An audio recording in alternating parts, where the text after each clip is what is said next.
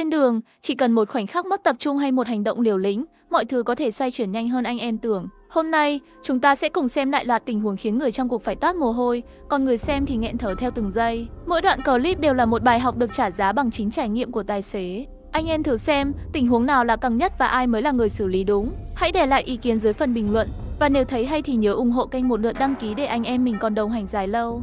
Anh em nhìn nhé, xe đang chạy bình thường thì bất ngờ một cô gái cầm sấp vé số lao thẳng ra đầu xe. Lúc đầu tưởng cô ấy chỉ xin bán vài tờ, ai dè cách lao tới quá nhanh khiến tài xế giật mình không kịp hiểu chuyện gì. Xe đã giạt thắng rồi còn lùi nhẹ để tránh, vậy mà cô ấy vẫn cố bám ngay mũi xe như muốn tạo ra va chạm. Tài xế đứng trong cabin chỉ biết nín thở nhìn từng bước của cô, mong mọi thứ đừng vượt tầm kiểm soát.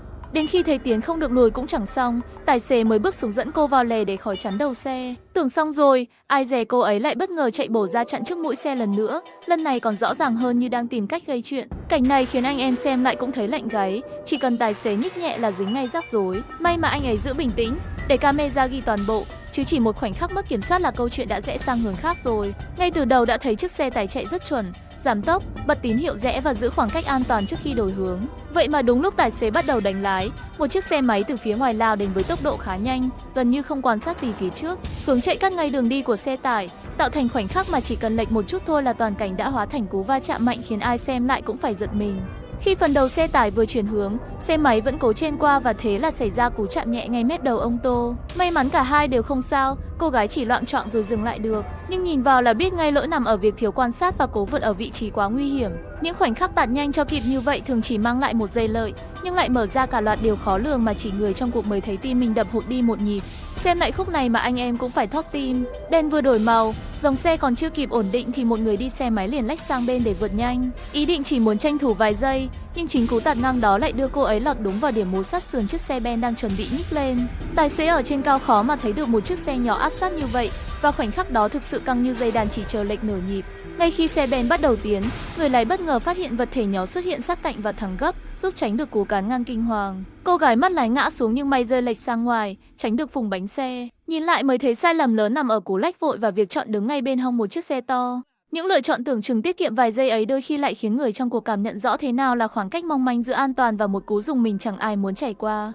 Trong lúc cả dãy xe đang chờ đèn đỏ, mọi thứ đứng im như đông cứng thì bất ngờ chiếc xe khách phía trước lại từ từ lùi lại. Nhìn lại camera mới thấy khoảng cách giữa các xe lúc đó cực sát, chỉ cần một sai số nhỏ là chạm ngay. Không rõ tài xế xe khách luống cuống hay xe bị trôi, nhưng cú lùi bất ngờ ấy khiến anh em xem lại cũng phải nín thở, bởi đứng giữa dòng xe ken kín như vậy, chỉ một nhịp lệch là đủ kéo theo cả chuỗi rắc rối mà chẳng ai muốn đối mặt. Chiếc xe chẳng phía sau bị dồn vào thế kẹt, lùi không được vì sau lưng cũng là một hàng dài xe khác. Chỉ còn cách đứng yên và để camera ghi lại toàn bộ, bởi trong tình huống khoảng cách bị khóa chặt thế này, một động tác vội vàng có thể biến người tránh va chạm thành người gây va chạm. Khi xe khách chạm nhẹ vào đuôi xe trắng, mọi chuyện đã quá rõ ràng. Và khoảnh khắc ấy nhắc khẽ anh em rằng giữa nơi đông đúc, giữ khoảng cách chỉ vài găng tay đôi khi lại là thứ cứu mình khỏi một cú nhăn mặt không đáng có. Giữa lúc đường một chiều đang kẹt cứng, ai cũng phải nhích từng chút thì chiếc container phía trước lại bất ngờ tách khỏi hàng, lấn hẳn sang chiều ngược lại để tìm lối thoát. Tài xế xe có cam đối diện chỉ biết khựng lại vì trước mặt là một khối thép khổng lồ lao tới trái lận. Khoảnh khắc hai xe đứng đối đầu giữa dòng người đông nghịt khiến ai xem cũng thấy căng, bởi chỉ cần một bên nóng quá một giây thôi là không ai đoán nổi chuyện sẽ rẽ sang hướng nào. Container vẫn lì lấn tới, như thể chờ xe đi đúng phải tự nhún mà ép sát vào mép đường. Nhưng phía bên phải là hàng cỏ và người qua lại, nhưng cũng không có chỗ mà lùi lại càng nguy hiểm. Thế kẹt này cho thấy do ai sai, bởi chỉ vì mất kiên nhẫn mà đẩy cả đoạn đường vào thế đối đầu không đáng có. Hai chiếc xe đứng im nhìn nhau đến mức người xem cũng thấy nghẹn. Và cũng từ những giây thi gan như vậy mới hiểu vì sao chỉ một quyết định vội vàng có thể khiến cả đoạn đường phải thở dài theo. Khúc ngõ nhỏ vốn đã chật, vậy mà hai chiếc xe lại gặp nhau đúng điểm hẹp nhất. Lẽ ra chỉ cần một bên lùi nhẹ là cả hai thoát ngay, nhưng không hiểu vì lý do gì mà cả xe lớn lẫn xe nhỏ đều đứng yên bất động. Camera ghi lại cảnh hai đầu xe kề sát nhau như đang thách thức, còn phía sau thì dòng xe bắt đầu ùn lại từng chút. Ai xem cũng thấy rõ chỉ một quyết định nhún nhường thôi là câu chuyện đã khác. Vậy mà giữa đoạn ngõ chật chội này, cả hai lại chọn cách im như đá, để thời gian tự trôi qua trong sự bức bối. Đến khi đường phía sau kín đặc, người dân quanh đó mới ra hỗ trợ điều tiết. Nghe đâu có cả sự can thiệp của lực lượng gần khu vực đó, và chỉ lúc ấy tài xế xe 5 chỗ mới chịu đánh lái nép sang bên. Nhìn lại tình huống, anh em thấy rõ từng giây trôi qua đều chỉ khiến mọi người thêm mệt, trong khi hướng giải quyết ban đầu đơn giản đến mức chẳng ai ngờ. Những ánh mắt chờ đợi của người bị kẹt phía sau như nhắc khẽ rằng đôi khi sự cố không đến từ va chạm, mà đến từ khoảng lặng cố chấp kéo dài hơn mức cần thiết. Sau một hồi căng thẳng, xe 16 chỗ cuối cùng cũng chịu lùi lại vài mét, mở lối để xe 5 chỗ đi qua. Và chỉ trong vài giây, đoạn ngõ đang tắc nghẽn lại thông suốt như chưa từng có chuyện gì. Nhìn cảnh hai xe tách nhau ra mà ai xem cũng phải thở dài, bởi nếu một trong hai nghĩ thoáng hơn từ đầu thì dòng xe đã không phải đứng chôn chân lâu đến vậy.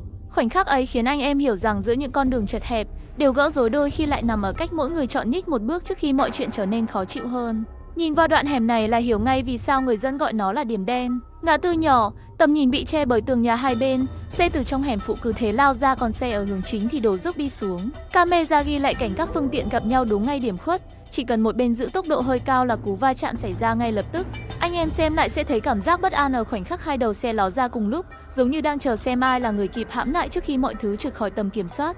Ở những đoạn nhỏ như thế này không có đèn tín hiệu, chẳng có biển báo, tất cả đều dựa vào sự chủ động của mỗi người. Và chính vì vậy, chỉ cần một xe chạy ẩu hoặc thiếu quan sát là cả góc hẻm biến thành nơi hỗn loạn. Tình huống trong clip cũng vậy, hai xe chạm vào nhau nhẹ nhưng đủ để khiến cả dãy nhà giật mình.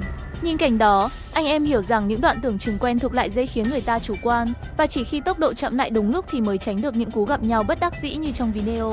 Đang chạy thẳng giữa dòng xe đông thì người đi xe máy phía trước bất ngờ bẻ lái sang làn bên cạnh mà không hề ra dấu hay nhìn lại phía sau. Khoảnh khắc đổi hướng đột ngột ấy khiến chiếc xe phía sau giật mình phanh gấp, và cú áp sát xảy ra chỉ trong một nhịp thở.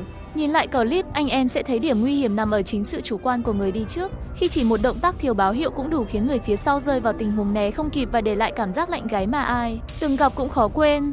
Tình huống bắt đầu khi chiếc 16 chỗ phía sau cố tìm cách vượt lên nhưng phía trước lại không có chút khoảng trống nào đủ an toàn để thực hiện. Chiếc xe có cam vẫn giữ làn của mình, khiến tài xế 16 chỗ càng sốt ruột, liên tục tạo áp lực. Hai xe cứ thế dí sát nhau trên đoạn đường hẹp, cảm giác căng thẳng lan ra cả những xe chạy kế bên. Nhìn vào diễn biến này, anh em sẽ thấy chỉ cần một cú đánh lái thiếu kiềm chế là sự ganh hơn nhau có thể đẩy cả hai vào tình cảnh chẳng ai muốn nhớ lại.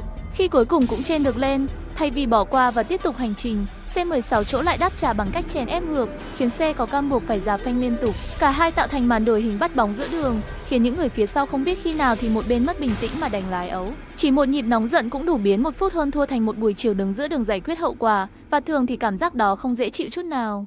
Câu chuyện chưa dừng lại khi tài xế xe có cam mở cửa bước xuống, còn tài xế 16 chỗ dừng xe phía trước, chuẩn bị lời qua tiếng lại. Ai đúng ai sai thì camera đã ghi đầy đủ, nhưng rõ ràng hành sáu của cả hai đều đẩy tình huống đi xa hơn mức cần thiết. Nếu một trong hai chịu hạ nhiệt sớm hơn, đoạn đường đã không phải chứng kiến khoảnh khắc căng như dây đàn ấy.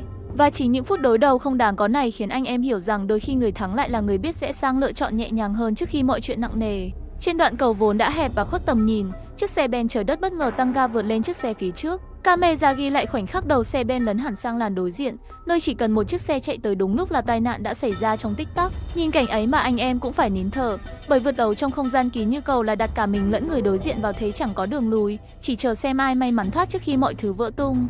Rất may ở giây cuối cùng xe Ben kịp ép trở lại làn cũ, tránh được cú đối đầu kinh hoàng chỉ trong gang tấc. Nhưng hành động đó đủ khiến cả hàng dài phương tiện phía sau bức xúc, vì chỉ một chút nóng vội đã tạo ra khoảng khắc mà không ai muốn trải nghiệm. Cầu vốn chỉ có một lối thẳng, chẳng có chỗ né nên bất kỳ cú lấn làn nào cũng giống như thử vận may, và chính khoảnh khắc xe Ben lạng về làn cũ đã nhắc anh em rằng đôi lúc chỉ một quyết định chậm lại cũng giữ được sự bình yên cho cả đoạn đường.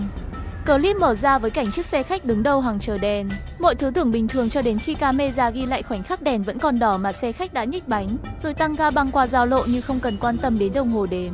Chỉ còn vài giây nữa là đèn xanh, vậy mà tài xế vẫn nóng vội đến mức lao đi giữa lúc các hướng khác đang chuẩn bị di chuyển. Anh em xem lại sẽ thấy chỉ một cú nhích sai thời điểm cũng đủ khiến giao lộ trở thành nơi thử vận may mà chẳng ai muốn tham gia. Điều may mắn ở đây là đúng lúc xe khách băng qua, các hướng khác chưa kịp tăng tốc, nếu không cú vượt đỏ ấy đã dễ dẫn đến cảnh đối đầu ngay giữa ngã tư. Đèn tín hiệu vốn sinh ra để giữ nhịp cho từng dòng xe, nhưng chỉ cần một người tự cho mình quyền đi trước vài giây thì cả nút giao sẽ trở thành nơi hỗn loạn không báo trước. Khoảnh khắc này khiến anh em hiểu rằng đôi khi đợi thêm một nhịp đèn lại giúp hành trình phía trước nhẹ nhàng hơn nhiều so với vài giây vội vàng. Trong lúc các xe đang giữ tốc độ đều trên cao tốc, camera ghi lại cảnh một chiếc ô tô đỏ bật tín hiệu rồi đột ngột giảm ga. Nhưng thay vì tấp vào làn dừng khẩn cấp, chiếc xe lại bắt đầu xoay đầu ngay giữa giải phân cách văng liền đến khu vực cấm tuyệt đối mọi thao tác quay đầu. Khoảnh khắc thân xe đỏ xoay ngang giữa dòng xe đang lao nhanh khiến ai xem lại cũng lạnh sống lưng, bởi chỉ cần một xe phía sau không kịp phản ứng thì hậu quả đã vượt xa sự liều lĩnh của tài xế.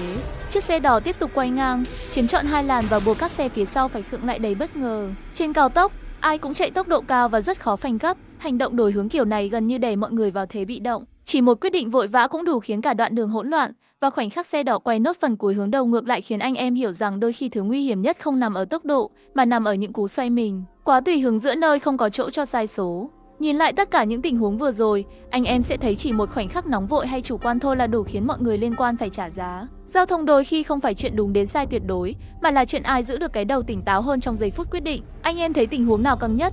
Và nếu gặp ngoài đời thật thì anh em sẽ xử lý sao? Hãy chia sẻ ý kiến bên dưới để mọi người cùng rút kinh nghiệm. Đừng quên nhấn thích và đăng ký kênh để theo dõi những phân tích tiếp theo. Hẹn gặp anh em ở video sau.